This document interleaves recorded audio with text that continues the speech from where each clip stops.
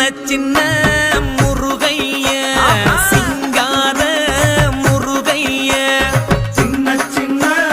முருகைய சிங்கார முருகைய கொஞ்சி கொஞ்சி தமிழ் பேசும் செந்தில்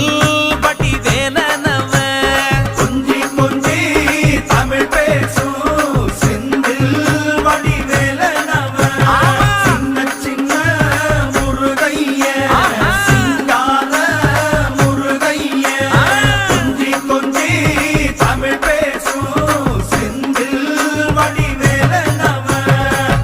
சுப்பிரமணிய சாமி என்பார், கார்த்திகேயன் என்பார், சுவாமிநாதன் என்பார்,